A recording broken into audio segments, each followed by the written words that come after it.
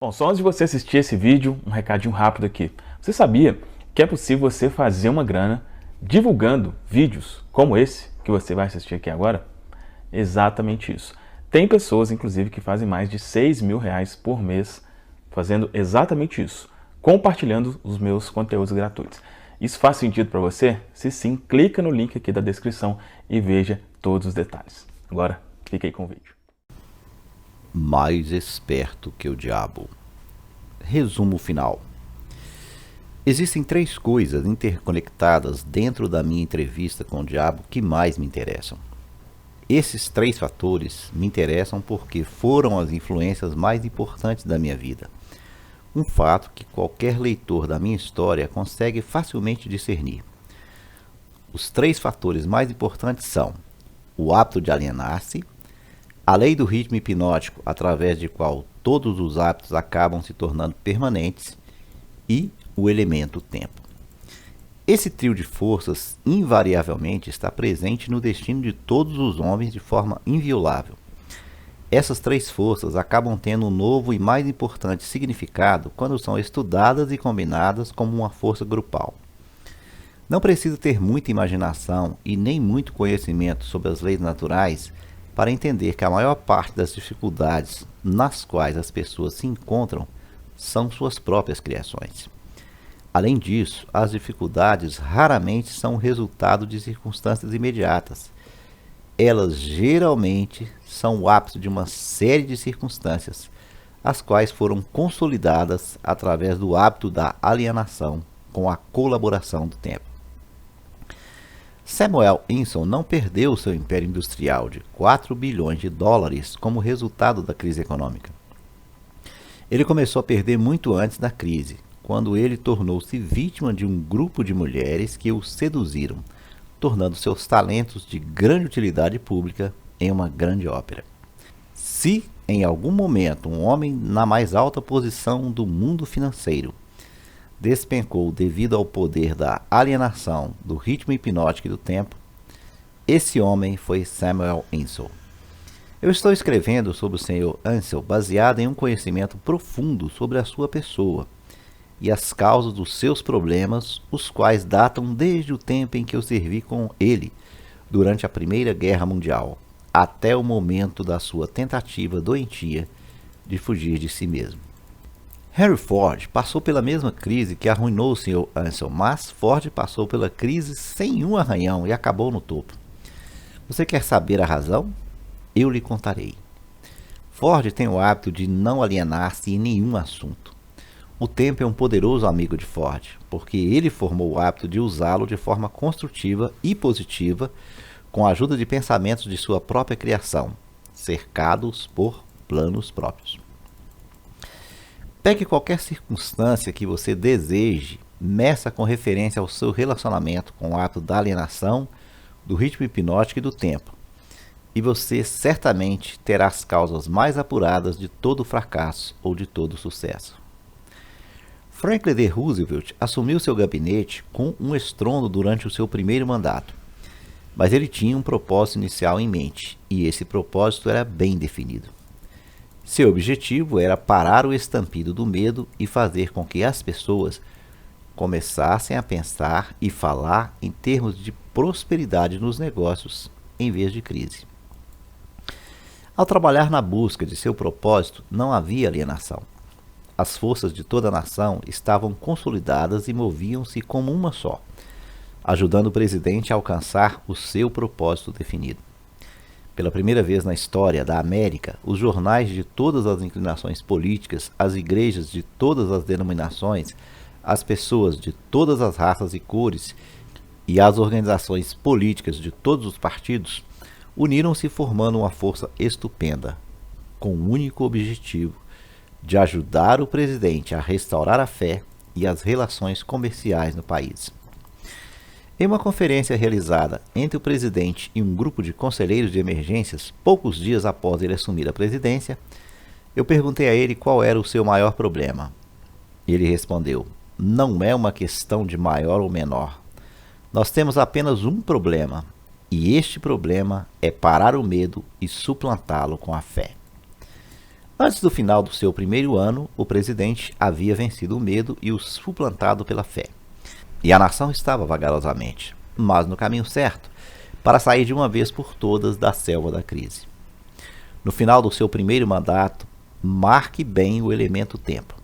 O presidente havia consolidado de forma tão efetiva as forças dos negócios americanos e da vida privada que ele tinha uma nação inteira o apoiando, pronta, desejosa e entusiasticamente apta a segui-lo, não importando o caminho que ele seguisse.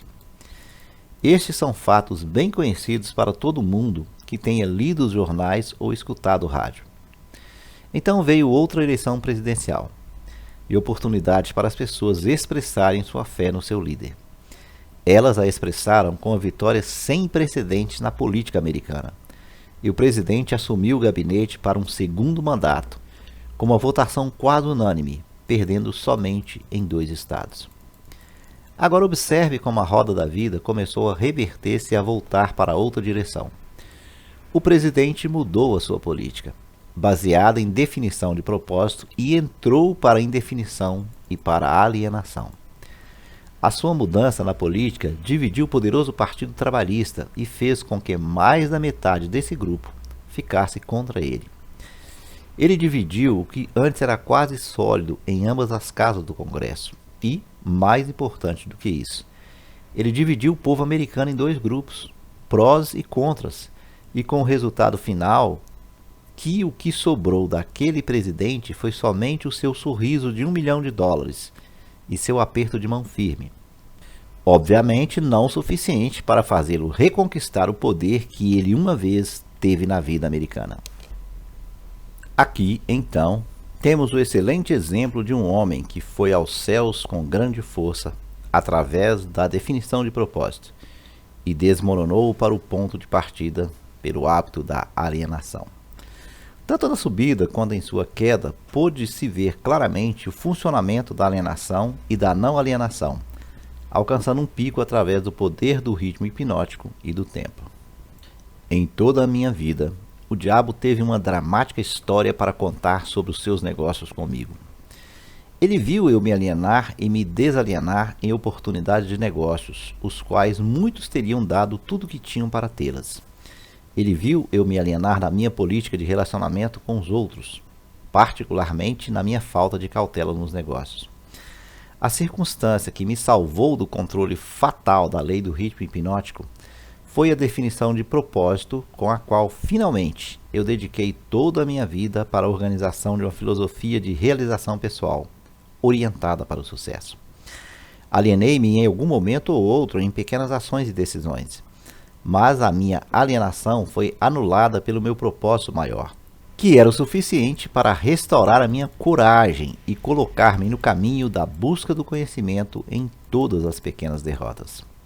Aprendi alguma coisa da natureza danosa do hábito da alienação enquanto estava engajado em analisar mais de 25 mil pessoas na conexão com a organização da lei do sucesso. Essas análises mostraram que somente 2 de cada 100 pessoas possuem um objetivo definido na vida.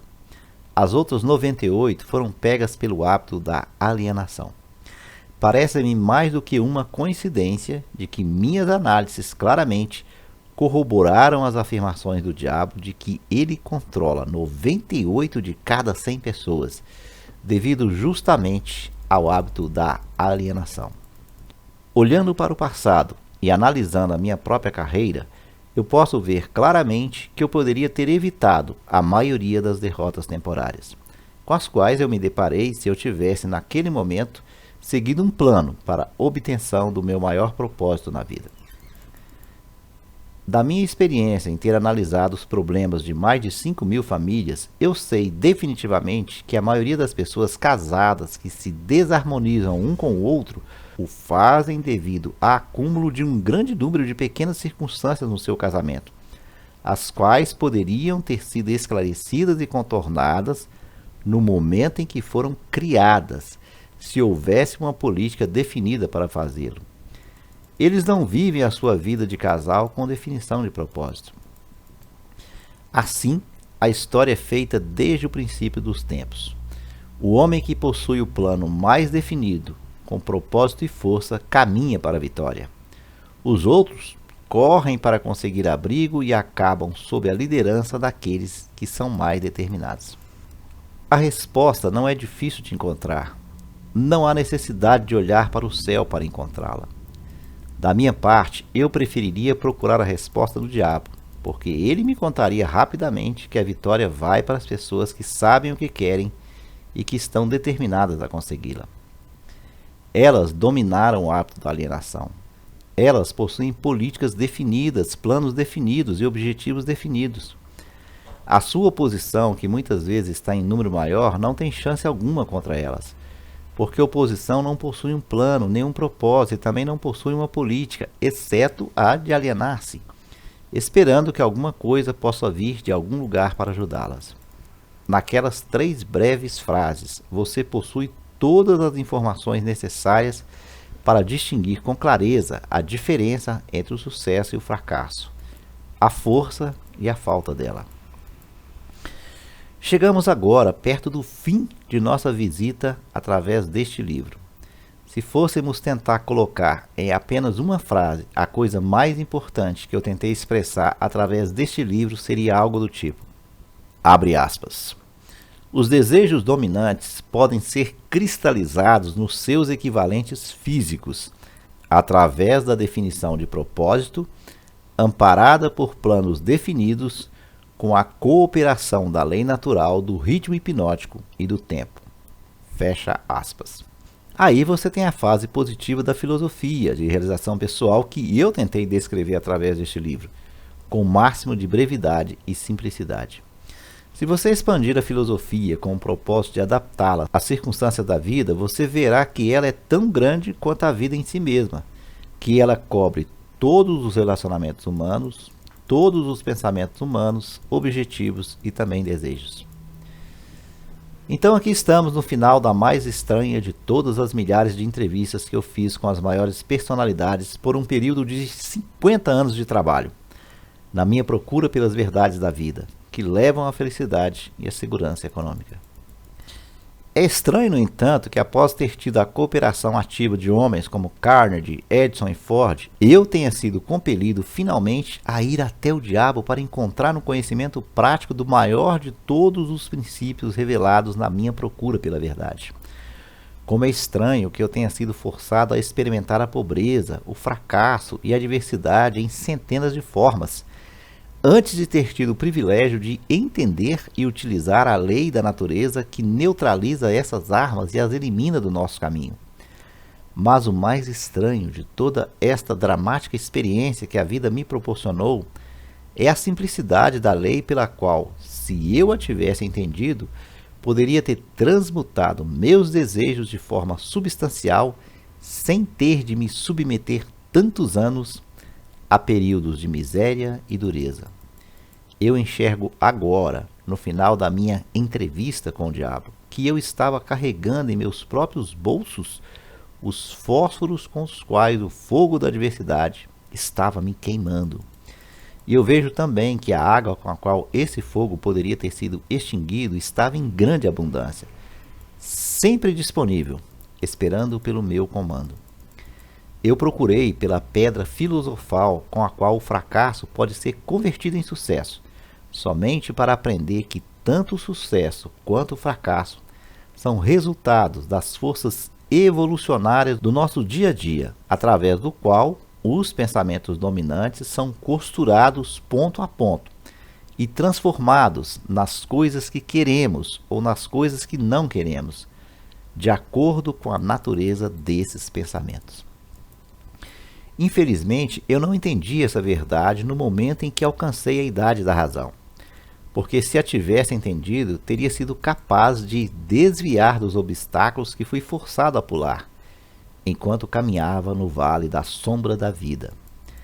A história da minha entrevista com o diabo agora está em suas mãos. Os benefícios que você receberá dela serão da exata proporção do pensamento que ela inspira em você. Para beneficiar-se da leitura dessa entrevista, você precisa concordar com cada porção dela. Você somente tem que pensar e chegar às suas próprias conclusões em relação a cada parte dessa entrevista. O quão razoável ela é. Você é o juiz, o jurado e o advogado, tanto da defesa quanto da acusação. Se você não vencer o seu caso, a perda e a causa da perda serão somente suas. Epílogo. Uma noite, um velho índio Cherokee contou ao seu neto sobre uma luta que estava a acontecer dentro dele. Ele disse: "Meu filho, esta luta é entre dois lobos. Um é mau. Raiva, inveja, ganância, medo, arrogância, desespero, autopiedade, mentira, sentimento de inferioridade, culpa, orgulho e ego. O outro é bom. Alegria, coragem, paz, autodeterminação, serenidade, humildade, bondade, empatia, verdade, compaixão e fé." O neto, ouvindo tudo atentamente, então perguntou ao avô: "Qual dos dois lobos vence?" O velho Cherokee respondeu simplesmente: "Aquele que eu alimento." Muito já se escreveu sobre a batalha entre o bem e o mal, mas mesmo com toda a tecnologia que hoje nos rodeia, permanecemos basicamente com os mesmos questionamentos do passado. Quem somos? De onde viemos? O que estamos fazendo aqui? Para onde vamos? Perguntas simples, mas que mesmo se colocássemos todos os maiores computadores do mundo lado a lado, não conseguiríamos decifrá-las. Procuramos incessantemente, quase que diariamente, por respostas. Na verdade, internamente, somos peritos em grandes questionamentos e, na maior parte das vezes, buscamos as soluções externamente, seja nas religiões, nas filosofias de vidas ou nos cultos dos mais variados tipos. Napoleão Hill decidiu buscar respostas com ninguém menos do que o próprio diabo, figura mitológica para alguns, fonte de medo e desespero para outros. O fato é que o Sr. Hill conseguiu colocar em forma de entrevista aquilo que muitos de nós questionamos há muito tempo. Independente da religião, culto ou filosofia de que possamos fazer parte, o diabo mexe com nossa imaginação e nos faz parar e refletir sobre a sua real natureza. O diabo efetivamente existe? Quem o alimenta? Não seria por acaso o nosso ego que busca incessantemente pela nossa valorização momentânea em detrimento do verdadeiro ganho da virtude? Conforme aprendemos com o Dr. Hill, a alienação hoje ocorre não somente com os meios que foram descritos no livro, que por sua vez data de 1938, mas também com novos e poderosos instrumentos que o diabo utiliza para alcançar os seus objetivos. As drogas, a internet, os videogames, os aplicativos de celulares e tudo o que a tecnologia trouxe de informação e comodidade ao alcance fácil de nossos dedos. Outro sim, nunca estivemos tão afastados de nós mesmos, digerindo nossa mais nova ingestão tecnológica. Com relação às pessoas, então, conhecemos profundamente o perfil dos nossos principais amigos nas redes sociais, mas participamos cada vez menos do que se passa de verdade no coração e na mente desses amigos e amigas. Pode existir maior alienação do que esta? Nos afogamos em meio à modernização e parece que o bote salva-vidas está longe, cada vez mais longe de nosso alcance. Caminhamos hoje com muita pressa e utilizamos a mais alta tecnologia para saber de coisas que, no passado, saberíamos meses depois, quem sabe anos. Mas ainda temos junto de nós um mapa que pode nos colocar no verdadeiro caminho da autorrealização. E esse mapa encontra-se no lugar menos procurado hoje em dia: nossa mente e nosso coração. Qual foi a maior armadilha que o diabo criou para o homem? Foi sem dúvida plantar na sua mente a incerteza de sua existência. Assim como o fracasso e o sucesso devem ser considerados armadilhas mentais, pois ambos provêm dos pensamentos dominantes que acabam se tornando aquilo que mais desejamos. Analisando-se a lei do ritmo hipnótico, que também pode ser considerada como lei da inércia da vida, temos que os nossos pensamentos dominantes acabam por se tornar equivalentes físicos no nosso cotidiano. Ou seja, se cultivarmos a mente encoberta pelo medo, pela culpa e pela dúvida, acabamos tendo atitudes relacionadas a esses sentimentos. E não precisamos ser experts para saber que tipo de resultado alcançaremos. Ao passo que, se cultivarmos a mente preenchida com pensamentos de fé, coragem, gratidão e alegria, com certeza chegaremos aos resultados a que aspiramos. O desafio é como conseguir isso. Parece fácil manter a mente positiva, mas o dia a dia nos mostra o quanto de nossa atenção permanece focada em coisas que na verdade não correspondem à estratégia principal do nosso sonho. Os problemas que aparecem em nossas vidas tomam boa parte de nosso tempo e acabam por fazer com que desviemos nossa atenção para aquém de nossa meta principal. Aprendemos que devemos planejar e, quando estiver tudo planejado, devemos planejar mais ainda. Entretanto, isso nos leva à concretização de nossas metas? Ou seria mais inteligente estabelecermos um objetivo principal e aproveitarmos todas as oportunidades que aparecem em nosso caminho? Já dizia Zoroastro: conhece-te a ti mesmo e conhecerás a Deus e a todo o universo. O verdadeiro sentido da vida que vem sendo buscado pelos maçons, Rosa-Cruzes, Illuminati e demais ordens e religiões de todo o universo certamente não está impressa em nenhum livro. Mas aqueles que tiverem a coragem de vencer os seus medos e se arriscarem na aventura da busca pessoal, provavelmente encontrarão a verdade. E ela, por certo, estará mais perto do que jamais imaginaram. Seja qual for o mapa utilizado para encontrar o caminho, a Bíblia, a Torá, o Alcorão, os Vedas ou todos os demais livros sagrados das religiões, não podemos esquecer nunca que eles são somente o mapa e não o território, e que a mensagem é muito mais importante que o fato histórico. A mensagem contém em si mesma a sua própria verdade. Entretanto, ela somente passa a ter real existência se for praticada e se servir para fazer com que todos os homens e mulheres deste mundo possam viver o pleno sucesso, que por sua vez não se trata de acumulação de riquezas materiais, mas sim do tributo à alegria, à simplicidade e à tão desejada paz de espírito. Este livro foi um presente deixado pelo Dr. Napoleão Hill ao mundo. Ficou 73 anos escondido, por motivos não tão bem esclarecidos. Mas o fato é que a mensagem é viva e cabe a cada um de nós interpretar baseada em nossas próprias experiências de vida. Quando perguntaram a Napoleão Hill se a entrevista havia sido efetivamente feita com a presença do diabo, ele respondeu: após a leitura do livro, cabe a cada um tirar suas próprias conclusões.